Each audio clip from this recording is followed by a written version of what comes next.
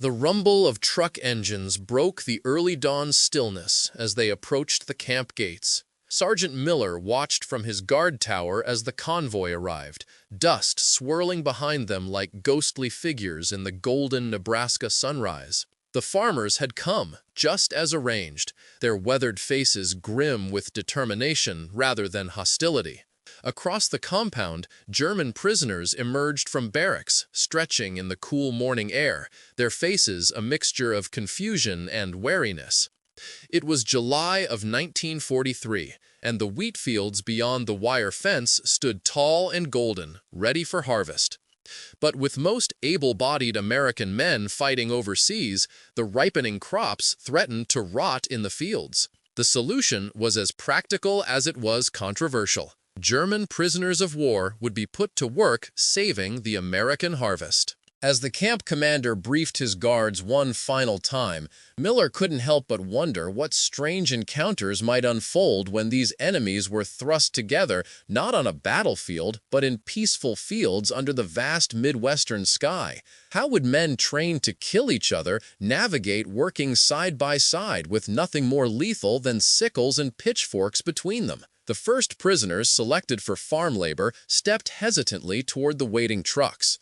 Among them was Lieutenant Karl Hoffman, once a proud officer in Rommel's Afrika Korps, now dressed in the blue denim work clothes with PW stamped across the back in bold white letters. Karl had prepared himself for many outcomes when surrendering in North Africa: torture, starvation, even execution, but never this strange limbo of captivity on the American plains. The propaganda machine in Berlin had filled their heads with visions of America as a decadent, chaotic society where prisoners would face unspeakable cruelty. Instead, since arriving at Camp Atlanta, Nebraska, he had encountered regular meals, decent quarters, and guards who were firm but rarely harsh. Still, Karl reminded himself that this farm labor might be some elaborate American trick. Perhaps they would be worked until they collapsed, or maybe isolated and shot while trying to escape. His fellow prisoners whispered similar suspicions as they climbed onto the trucks,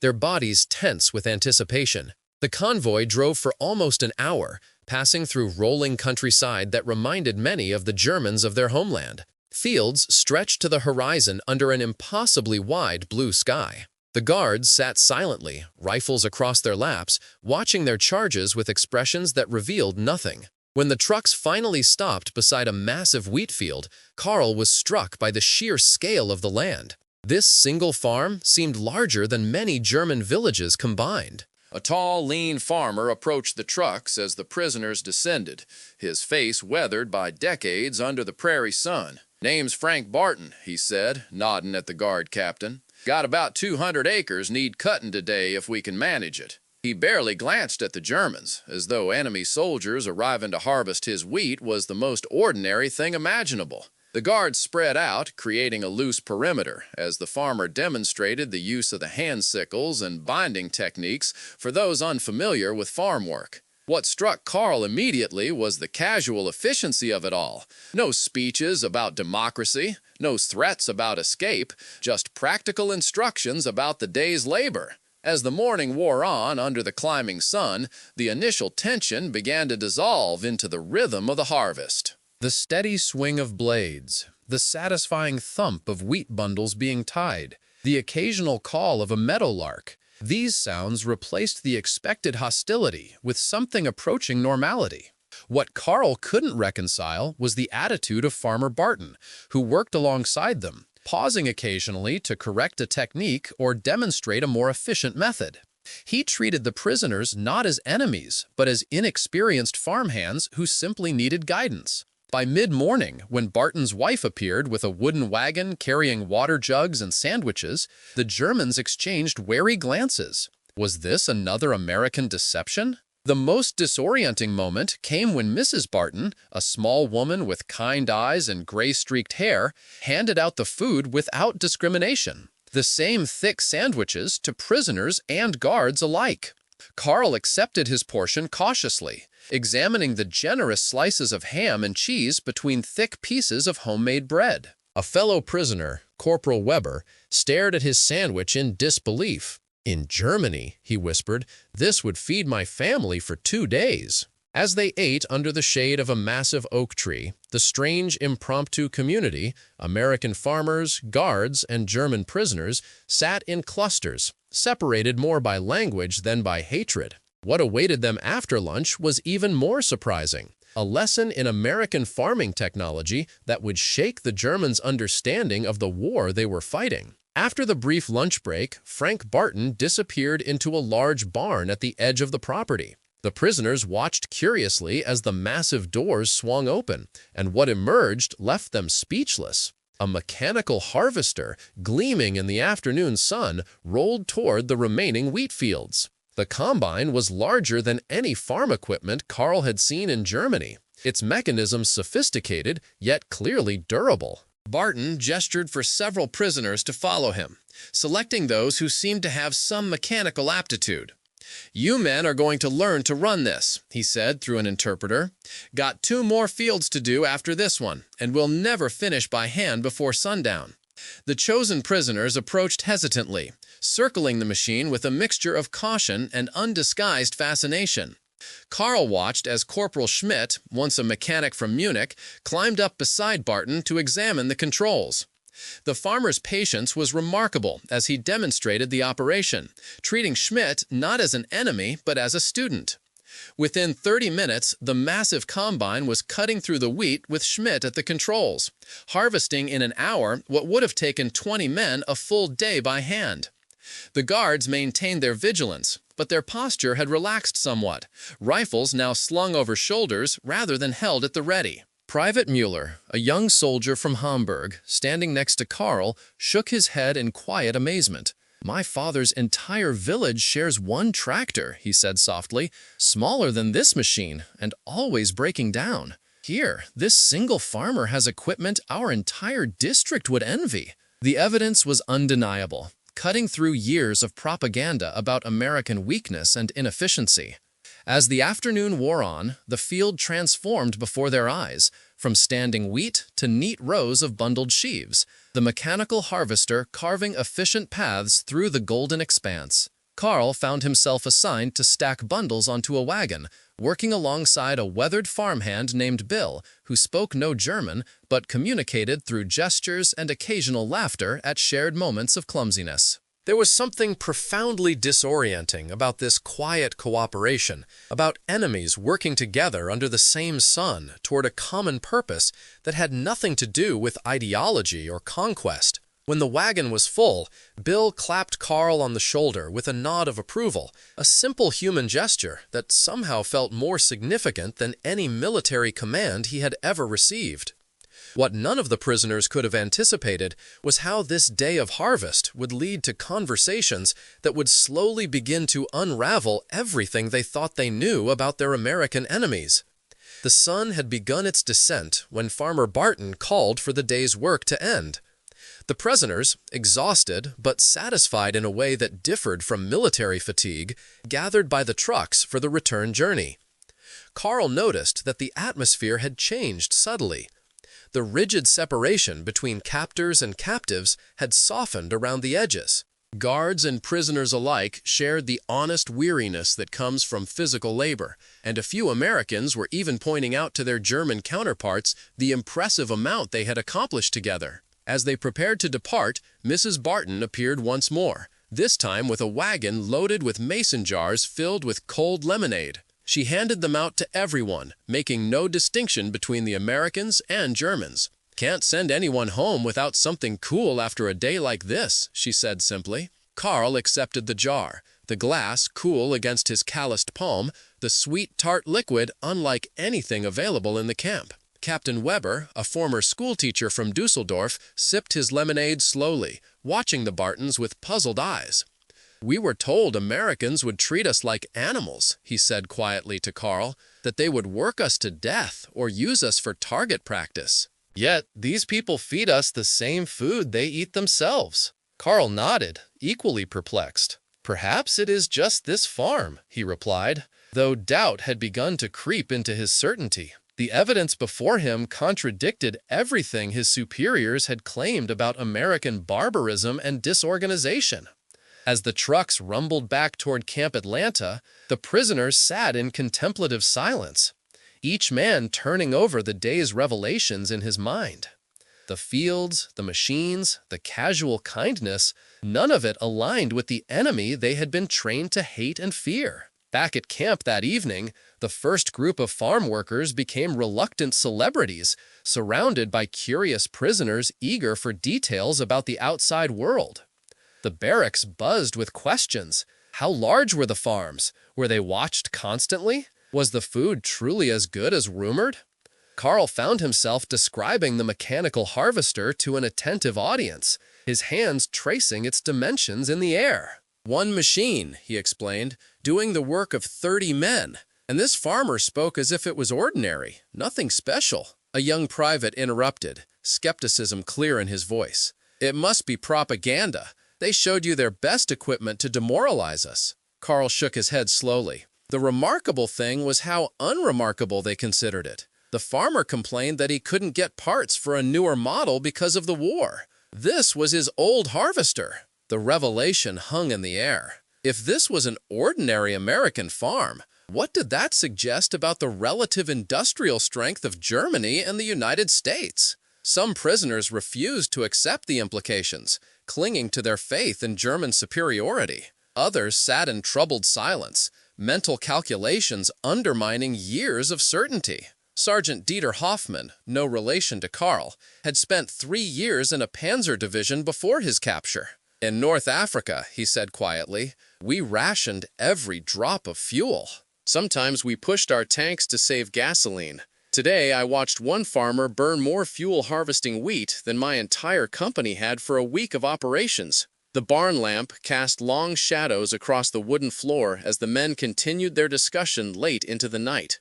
What awaited them the following day would challenge their worldview even more profoundly, as they would be scattered among different farms and witness not just American agricultural might, but glimpses into American family life that would humanize their supposed enemies. Dawn arrived with the now familiar sound of trucks at the gate. This time, the prisoners approached with less trepidation, some even displaying a cautious eagerness to escape the monotony of camp life. Today, they would be divided among several farms, spread across the county where labor was most desperately needed. Carl found himself assigned to a smaller operation run by a young woman whose husband was fighting in Europe. Emma Pearson couldn't have been more than 30, her brown hair tied back in a practical bandana, 2 small children peeking shyly from behind her skirts as she greeted the work detail. 3 prisoners, including Carl, and 1 guard would help harvest her modest vegetable fields. The guard, a corporal named Jackson, seemed uncomfortable with the arrangement,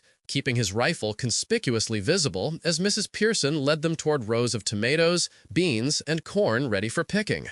"My husband James wrote that he's somewhere in Italy now," she said conversationally, as she demonstrated how to check tomatoes for ripeness. "Funny to think he might be fighting your countrymen while you're here helping me save our farm." There was no bitterness in her voice, just a simple acknowledgement of the war's strange geography. Carl nodded awkwardly, unsure how to respond to this direct reference to the conflict. The other prisoners, a former baker from Berlin named Schmidt and a young student from Munich called Lehmann, kept their eyes on their work, carefully placing tomatoes in wooden crates as instructed. Corporal Jackson maintained his vigilance for the first hour, but the mundane nature of vegetable picking gradually relaxed his posture.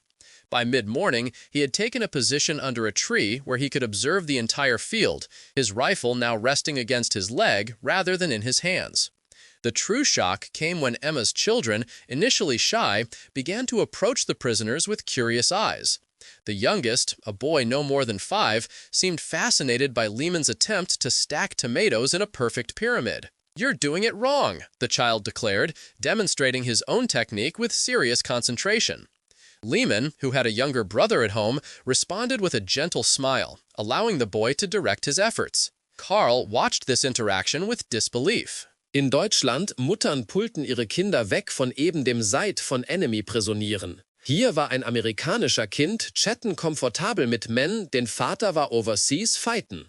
Wenn der Boys Sister, slightly älter, brachte dem allen Cups von Wasser, Karl fand sich unmöglich, diese Normalität mit allem, was er glaubte, über Beam ein Prisonier von War zu rekonstruieren. Thank you, sagte er in careful English, einer der wenigen Phrasen er hatte mastered.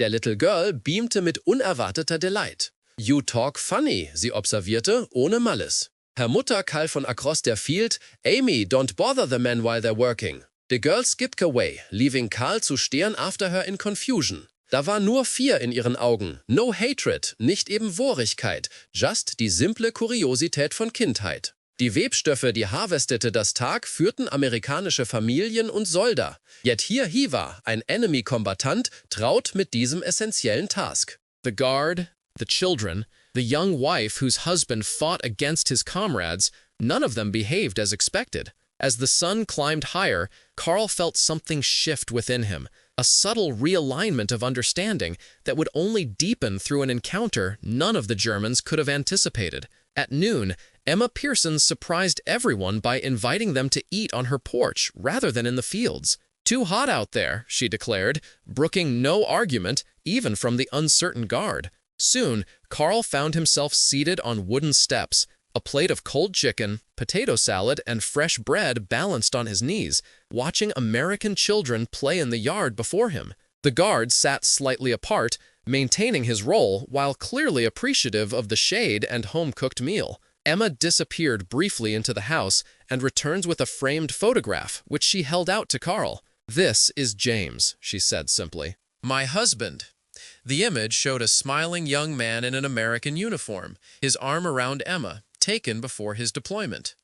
Carl accepted the frame carefully, studying the face of a man who was, technically, his enemy. He might have fought against this very soldier in North Africa, or might yet face him if the war continued and he were ever exchanged. "You have family?" Emma asked, taking back the photograph. The question caught Carl off guard. Prisoners were accustomed to providing only name, rank, and serial number, not discussing their personal lives. Yet here, in this domestic setting, so far from the battlefields of Europe, the question seemed stripped of strategic importance. "A wife," he answered hesitantly, "and a daughter, 3 years old now. I have not seen her since she was 1. The words opened something in him, a flood of homesickness he usually kept carefully dammed. To his surprise, Emma nodded with genuine sympathy. "James hasn't seen our boy walk yet. He was born after James shipped out." This simple exchange of parental longing, shared across enemy lines, struck Carl with unexpected force. They were not discussing politics or victory or national pride, just the universal experience of missing one's child. Corporal Schmidt, emboldened by this humanizing conversation, carefully extracted a worn photograph from his breast pocket. "My bakery," he said in broken English, pointing to a storefront in Berlin, "before bombs." Emma studied the image, her expression thoughtful rather than hostile. "It looks like Keller's bakery in town," she observed. "Makes the best sourdough bread you ever tasted." This casual comparison between German and American bakeries, as if they existed in the same neighborhood rather than across an ocean and an ideological divide, created a momentary bridge that transcended the war. Even Corporal Jackson leaned forward slightly to glimpse the photograph, his curiosity momentarily overriding his role as guard. What followed after lunch was a moment of connection through music that none of them had anticipated, a simple human expression that would resonate far beyond this Nebraska farm. As they prepared to return to work, Emma's daughter disappeared into the house and emerged with a simple wooden flute. "Play something, Mr. Schmidt," she requested, having noticed earlier that the baker was eyeing the instrument with interest. Schmidt looked to the guard uncertainly, receiving a hesitant nod of permission. The German accepted the flute carefully, tested a few notes, then began to play a folk melody from his childhood. The simple tune floated across the farmyard, a piece of Bavaria transplanted to the American plains. When he finished, there was a moment of appreciative silence. "That's pretty," the little girl declared. "Does it have words?" Schmidt nodded and sang a verse softly in German, a song about springtime in the mountains.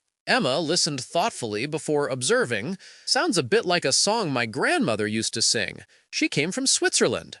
This casual recognition of shared cultural roots momentarily stripped away the artificial enmity of war. Even more surprising was what happened next. Corporal Jackson, who had maintained his official distance throughout, suddenly spoke up. "My mother's people came from Germany," he said, his first personal comment of the day. "Saxony, I think, left in the 1880s. This simple acknowledgement of shared heritage created a subtle shift in the dynamics of the group. They were no longer just guard and prisoners, but men with interconnected histories.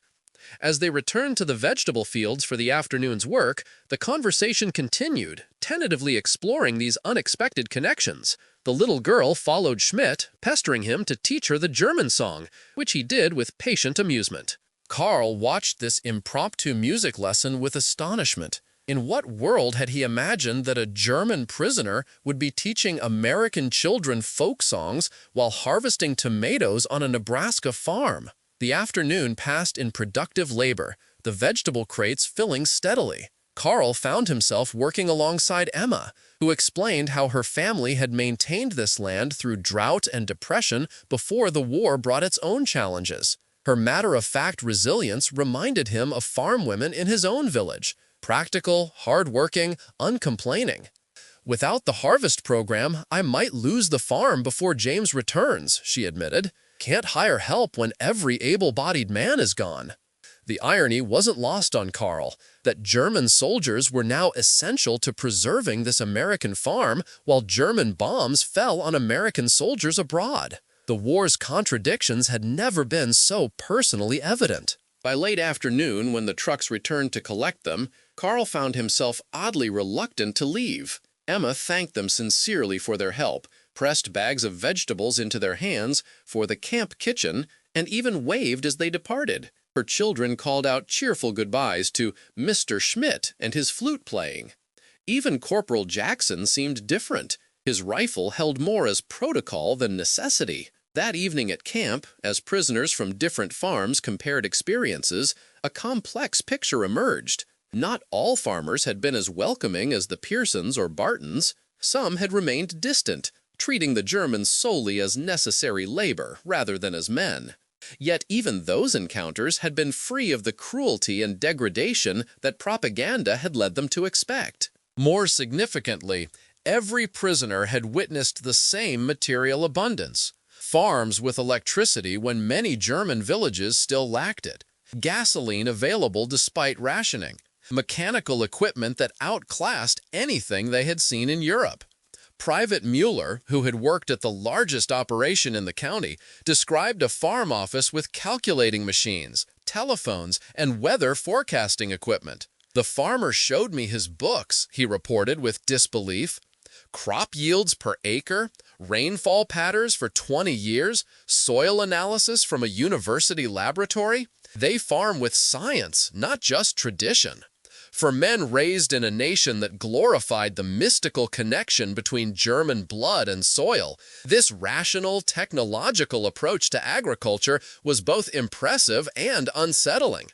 It contradicted the narrative that Americans were undisciplined and inefficient. Sergeant Hoffman added his observations from a dairy farm. "They produce more milk with fewer cows because of breeding programs and mechanical milking. The farmer told me his average cow gives twice what our best German cows provide." Such concrete comparisons were impossible to dismiss as mere propaganda. These were not claims made by American officials, but direct observations by the prisoners themselves. As the conversations continued into the night, many found their certainties increasingly difficult to maintain. The question hung unspoken in the air. If they had been so wrong about American farming, what else might they have misunderstood about the nation they were fighting? The farm labor program continued through August and into September, with prisoners rotating among different farms based on harvest needs. As the weeks passed, subtle changes became evident in the interactions between Germans and Americans. Guards grew less vigilant, farmers more comfortable. Small gestures of human connection multiplied. A farmer teaching a prisoner to drive a tractor. A German showing an American a more efficient technique for bundling wheat learned in his youth. Shared cigarettes during break times. Exchanges of family photographs. Each interaction chipped away at the monolithic enemy image both sides had carried into this unexpected arrangement. Karl, now a regular at 3 different farms, found himself greeted by name when he arrived. updated on family news, even consulted about crop decisions, as if his status as prisoner were secondary to his developing role as trusted farmhand. Most profound were the transformations occurring within the prisoners themselves. Their letters home, heavily censored but still revealing, reflected their confusion. "The Americans are not as we were told," wrote Corporal Weber to his wife. "They work harder than any people I have seen, yet they do not seem driven by fear. Their farms are larger than our entire village, yet they speak of poor harvests and government restrictions." Private Lehman confessed to his mother, "I have eaten at table with an American family whose son fights in Italy. They asked about my home and showed me kindness when they had every reason to hate me. How can this be the enemy we were taught to despise?" The camp commander, reviewing these letters before sending them, noted the changing perspectives with interest, but allowed most observations to pass. Perhaps he understood that these shifted perceptions served American interests more effectively than any propaganda film could have done. For the American farmers, too, perspectives were evolving. Frank Barton, who had initially viewed the German prisoners purely as a labor solution, now referred to "my Germans" with a note of proprietary pride, boasting that Karl could operate a combine better than boys born on this land. Emma Pearson invited the same prisoners back whenever possible, telling neighbors that Schmidt has a magic touch with tomato plants. Even suspicious locals who had initially protested the program now waved to the passing trucks of prisoners, occasionally offering produce or home-baked goods. When a group of prisoners helped rebuild a barn destroyed by lightning on the Jackson property, the entire community turned out for a raising ceremony. The traditional lines between captors and captives temporarily dissolved in the shared satisfaction of necessary work completed through collective effort. The harvest season was drawing to a close when an incident occurred that crystallized the transformation these months had wrought. A sudden early frost threatened the remaining tomato crop at the Pearson farm. Emma, desperate to save her late harvest, requested emergency help. The camp commander, recognizing the importance of the crop, both economically and for morale purposes, dispatched Karl, Schmidt, and Lehman immediately, with Corporal Jackson again as their guard. They arrived to find Emma frantically covering plants with every available sheet and blanket. Without hesitation, the Germans joined her efforts, working into the night by lantern light, their breath visible in the sudden cold. When the household supply of coverings ran out, Corporal Jackson made an unprecedented decision. Removing his jacket, he draped it over a row of plants. "My mother would never forgive me if I let good food freeze," he said simply, his voice gruff with unexpected emotion. This spontaneous gesture, an American soldier literally giving his uniform to protect an American crop with the help of German prisoners, captured the strange new reality they inhabited. By morning, with the frost danger past and the crop largely saved, Emma insisted they all come inside for hot coffee and breakfast. Seated around her kitchen table, steam rising from their cups, the 5 adults and 2 children formed a tableau that would have been unimaginable months earlier. They were no longer simply performing assigned roles in a war machinery, but had become, however temporarily and improbably, a community bound by shared purpose. When Emma's son climbed sleepily into Karl's lap, neither the German prisoner nor the American guard found the moment remarkable. Something fundamental had shifted in their understanding of who they were to each other. The artificial boundaries imposed by war had not disappeared, but they had become permeable, allowing glimpses of shared humanity to pass through. As October brought the harvest season to its conclusion, the farm labor program prepared to wind down. The prisoners would return to the more regimented routine of camp life, the brief experiment in agricultural cooperation complete until the following spring. On the final day of work at the Barton farm, Frank invited all his Germans to a harvest dinner in the massive barn, now filled with the summer's bounty.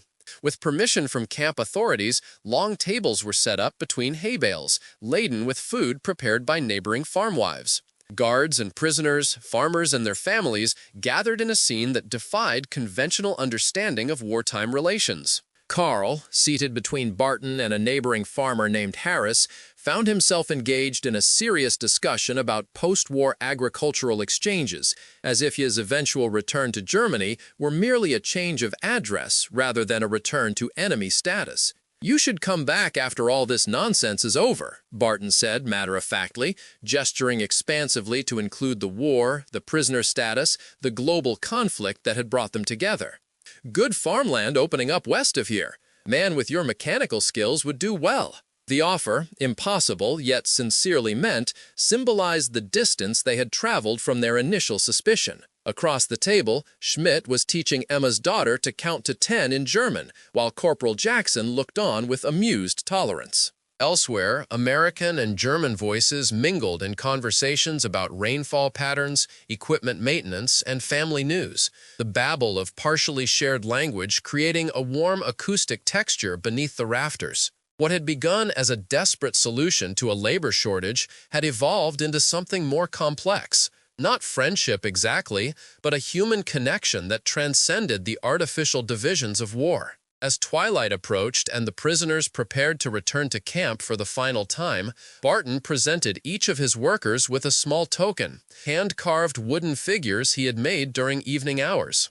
"Something to remember the harvest," he said gruffly, uncomfortable with the emotion of the moment. Carl accepted a miniature combine harvester, precisely detailed, and found himself unexpectedly moved by the gift. It represented not just the physical machine, but everything it symbolized: American industrial capacity, technological advancement, and the prosperity it generated. More than that, it symbolized the recognition of shared humanity that had grown across the harvest season. Carl carefully tucked the carving into his pocket, a tangible reminder of this strange interlude in captivity.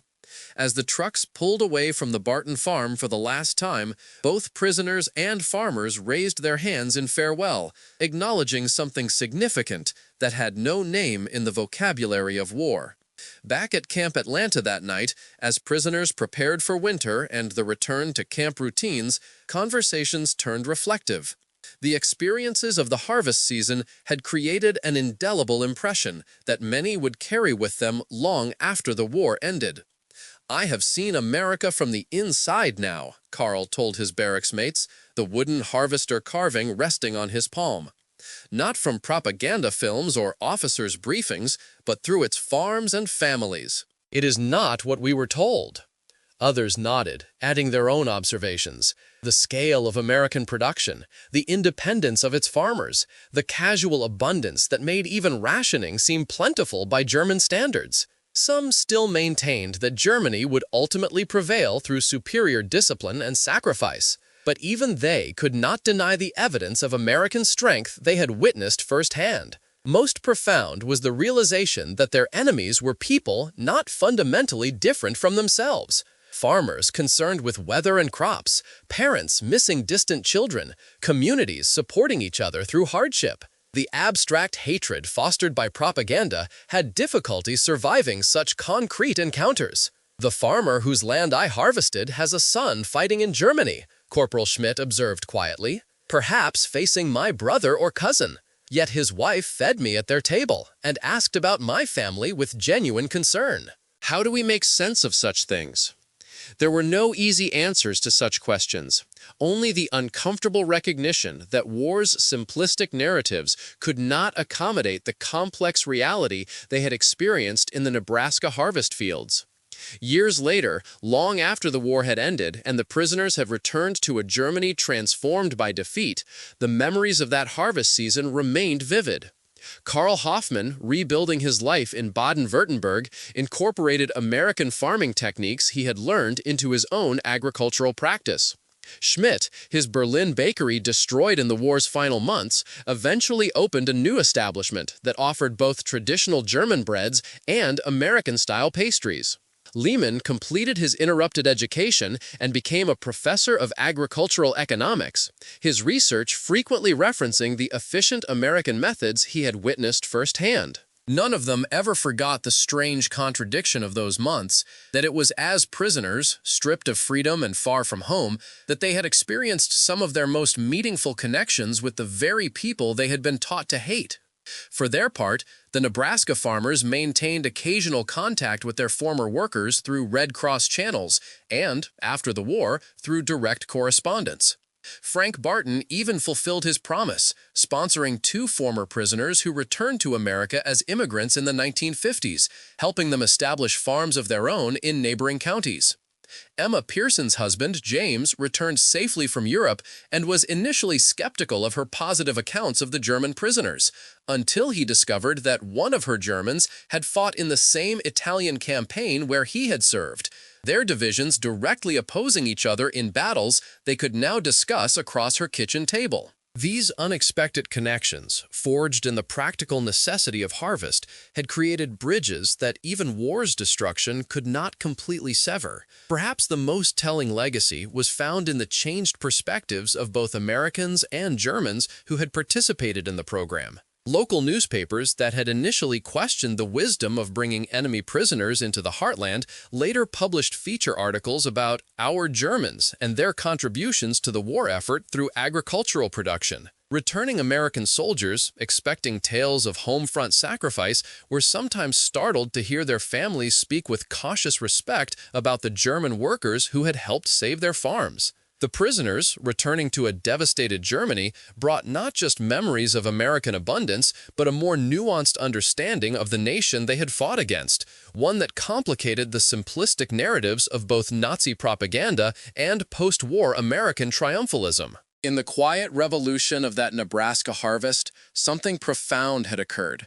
Not a dramatic conversion or political realignment, but the slow, steady recognition of shared humanity across arbitrary lines of conflict. Farm by farm, field by field, meal by meal, the artificial boundaries between enemy and friend had blurred, revealing the common concerns that unite people across ideological divides. The universal desire for home, family, meaningful work, and connection.